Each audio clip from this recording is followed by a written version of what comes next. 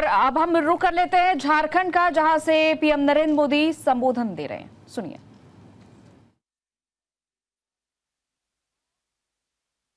करवाया, इससे झारखंड के हजारों युवाओं को रोजगार मिला है।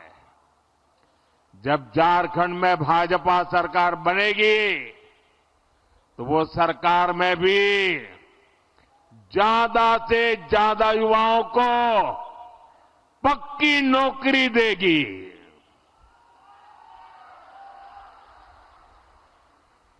साथियों, आपका कोई जानकार परिचित व्यक्ति अगर हरियाणा में काम करने गया हो तो जरा फोन करके उसको पूछ लेना। वहां अभी अभी चुनाव हुआ, लोगों ने भारी बहुमत से तीसरी बार भाजपा को सेवा करने का मौका दे दिया और वहां सरकार बनते ही भाजपा ने बिना खर्ची, बिना पर्ची हजारों नौजवानों को सरकारी नौकरी का ऑर्डर दे दिया। इधर हमारे झारखंड के लोग एक खर्ची पर्ची जानते हैं क्या? हरियाणा में खर्ची पर्ची का मतलब ये होता है, जब तक नोटों का बंडल नहीं देते, खर्ची नहीं करते, नौकरी नहीं मिलती। और पर्ची का मतलब है, जब तक कोई बड़ा नेता पर्ची लिख करके नहीं देता, आपकी दाल गलती नहीं है। हमने एक खर्ची और पर्ची दोनों को दफना दिया है। हम झारखंड में भी यही करेंगे मेरे नौजवानों। और झारखंड में हमारा एक और लक्ष्य होगा। यहां जेएमएम कांग्रेस ने जो पेपर लीक माफिया और भर्ती माफिया पैदा कर दिया है, पेपर लीक माफिया, उन सब पर प्रहार किया जाएगा।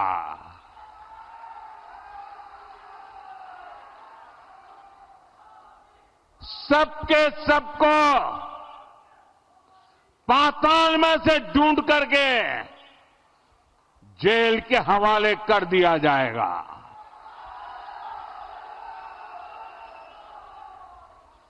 जिन्होंने झारखंड के नौजवानों के भविष्य के साथ खिलवाड़ किया है, जिन्होंने झारखंड के भविष्य के हमारे होनहार युवाओं का भविष्य मिट्टी में मिला दिया है, उनके सारे मंसूबे ये मोदी चकनाचूर करके रहेगा।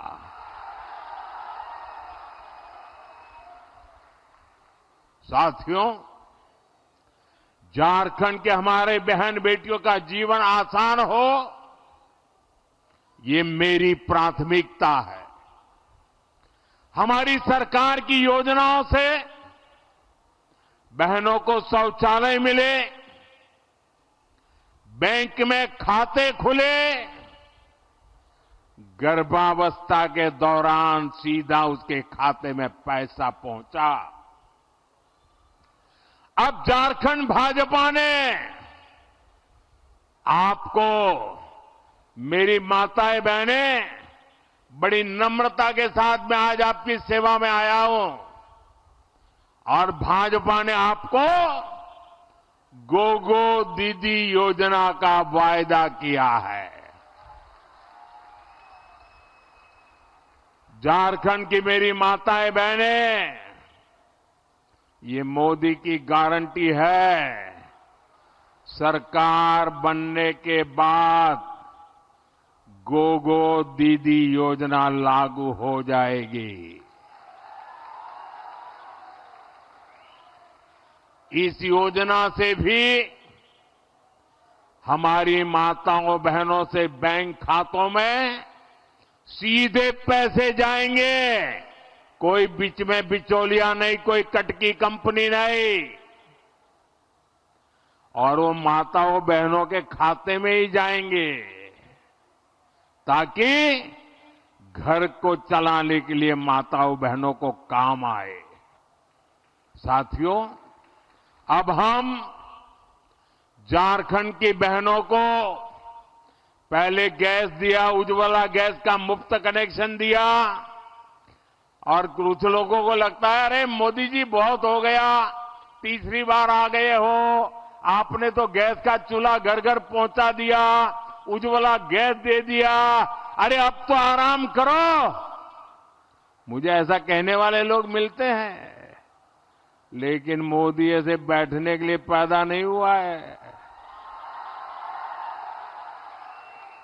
वो तो आपके लिए ही जीता है, और इसलिए पहले उज्ज्वला गैस सिलेंडर दिया, अब जैसे घर में पाइप से पानी आता है ना, अब झारखंड में पाइप से सस्ती गैस पहुंचने में मोदी लगा हुआ है।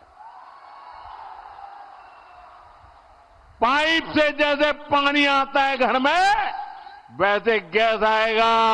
अब सिलेंडर के लिए इधर उधर झोंकना नहीं पड़ेगा, और वह सस्ता होगा, ये गैस सस्ता मिलेगा। यहां ओएनजीसी कंपनी ने गैस पैदा करने का बहुत बड़ा काम शुरू कर दिया है। ये जो बोकारो अंगुल गैस पाइपलाइन हमने बिछाई है ना, इससे 11 जिलों को लाभ हो रहा है। 11 जिले, यहां भाजपा एनडीए सरकार बनते ही ज्यादा से ज्यादा घरों तक पाइप से सस्ती गैस पहुंचाई जाएगी। साथियों, हम झारखंड के हर परिवार का बिजली बिल जीरो करने के लिए भी काम कर रहे हैं। अब आपका बिजली का बिल कितना? बिजली का बिल कितना? बिजली का बिल कितना? जीरो। और कैसे करेंगे? खजाना लूटा करके नहीं, नौजवानों के भविष्य को बर्बाद करके नहीं करेंगे। हम पीएम सूर्यघर मुफ्त बिजली योजना अब देश भर में शुरू हो चुकी है। आप अपने घर पर सोलर पैनल लगाएंगे, और सोलर पैनल लगाने के लिए आपका ये सेवक, दिल्ली में बैठी हुई आपकी सरकार, भाजपा सरकार, हर घर को 75,000 से 80,000 रुपये का खर्च देगी सोलर पैनल लगाने के लिए। आप अपने घर में 300 यूनिट बिजली पैदा करिए, जीरो बिजली बल से उसका घर चलाइए, उपयोग कीजिए। और इतना ही नहीं, ये मोदी की गारंटी है, अगर ज्यादा बिजली आपने पैदा की तो आपको वो बिजली सरकार खरीदेगी, और सरकार आपको ऊपर से पैसे देगी। पहले बिजली के लिए आप सरकार को पैसे देते थे, अब बिजली के लिए सरकार आपको पैसे देगी। ये काम हम करने वाले हैं। साथियों, झारखंड के तेज विकास के लिए सबका प्रयास, यानी सभी की सामूहिक शक्ति लगनी बहुत जरूरी है।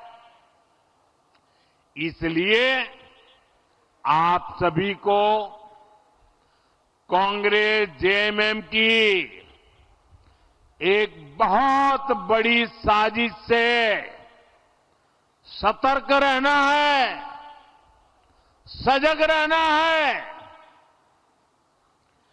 ये कांग्रेस जेएमएम की चौकड़ी ने नया खेल खेलना शुरू किया है और ये सत्ता पाने के लिए कुछ भी कर सकते हैं जी। कांग्रेस हमेशा से एससी, एसटी, ओबीसी की एकजुटता की, एकता की घोर विरोधी रही है। आजादी के बाद जब तक हमारा दलित समाज, हमारा एससी समाज बिखरा रहा, हमारा आदिवासी भाई बहन, हमारा एसटी समाज बिखरा रहा, हमारा ओबीसी समाज बिखरा रहा, तब तक कांग्रेस बांटो और राज छीनो के सिद्धांत पर मजे से केंद्र में सरकारें बनाती रही, लूटती रही। लेकिन जैसे ही समाज एकजुट हुआ,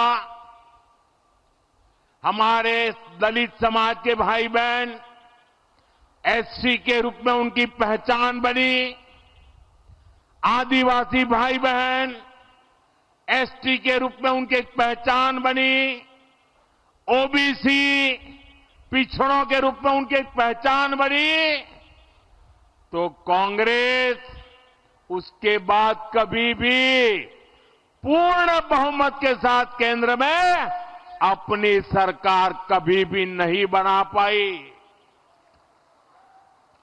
आप ये गणित समझिए, 1990 में ओबीसी समाज को आरक्षण मिला, ओबीसी की अलग अलग जातियों का संख्या बल एक साथ जुट गया, तो उसके बाद से कांग्रेस आज तक लोकसभा में 250 सीटें भी नहीं जीत पाई है। इसलिए कांग्रेस ओबीसी की सभी जातियां, ओबीसी की जो सामूहिक ताकत बनी है ना, उसको तोड़ना चाहती है और ओबीसी की ताकत को तोड़कर उन्हें सैकड़ों अलग अलग जातियों में बांटना देना चाहती है। अब जैसे यहां हमारे बोकारो धनबाद में, हमारे उत्तरी छोटा नागपुर में 125 से अधिक ओबीसी जातियां हैं। आज वो ओबीसी के रूप में जानी जाती है, उनकी पहचान ओबीसी है, उनकी ताकत ओबीसी है। और ये 125 जातियां, जैसे यहां यादव है, कुड़मी महतो है, तेली है, कोयरी कुशवाहा है, नोनिया है, बिंद है, सोनार है, राजभर है, प्रजापति कुमार है, माली है, मल्हा है, पासी है, लोहार विश्वकर्मा है, चौहान है, नाई नाऊ है, बुइयार है, कहार चंद्रवंशी है, रोनियार पंसारी है। ओबीसी के तौर पर इनकी एकजुटता देश के विकास की बड़ी ताकत बना है। लेकिन कांग्रेस, जेएमएम वाले यहां यादव को कुर्मी से, तेली को कोयली कुशवाहा से, नोनिया को बिंद से, सोनार को लोहार से, राजभर को प्रजापति कुम्हार से, माली को मल्हार से, पासी को चौहान से, नाई नाव को भुयार से और भुयार को कहार चंद्रवंशी से ये आपस में लड़ाना चाहती है। ये चाहते हैं कि ओबीसी की छोटी छोटी जातियां खुद को ओबीसी मानना छोड़ दे और अपनी अपनी जातियों में ही उलझे रहे। मैं जरा आपसे पूछना चाहता हूं, क्या आप चाहते हैं कि यहां का ओबीसी समाज भी 125 टुकड़ों में टूट जाए? आपको मंजूर है? पूरी ताकत से बताइए, मंजूर है? ऐसा अगर टूट गए तो आपकी आवाज कमजोर होगी कि नहीं होगी? कोई भी नहीं चाहता है कि समाज बिखरे, समाज छोटे छोटे टुकड़ों में बढ़ जाए। आज इसलिए हमें ये हमेशा याद रखना है, एक रहेंगे तो सेफ रहेंगे, एक रहेंगे तो एक रहेंगे तो एक रहेंगे तो साथियों, झारखंड के नौजवान बहुत बड़ी संख्या में सेना में है। जम्मू कश्मीर में आतंक के दौर में हमने अनेक जवानों को खोया है। इसका बहुत बड़ा कारण जम्मू कश्मीर में 370 की दीवार थी। मोदी ने 370 की उस दीवार को हमेशा हमेशा के लिए जमीन में गाड़ दिया है।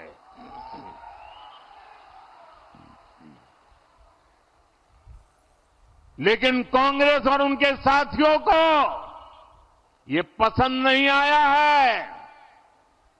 अब आपको पता नहीं होगा, देश आजाद हुआ, देश को संविधान मिला, संविधान के 75 वर्ष मना रहे हैं हम, लेकिन देश के 7 दशक तक जम्मू कश्मीर में बाबा साहब आंबेडकर का संविधान लागू नहीं होता था। वहां आदिवासियों को आरक्षण नहीं मिलता था, वहां दलितों को आरक्षण नहीं मिलता था। 7 दशक तक जम्मू कश्मीर में अलग विधान चलता था। क्यों?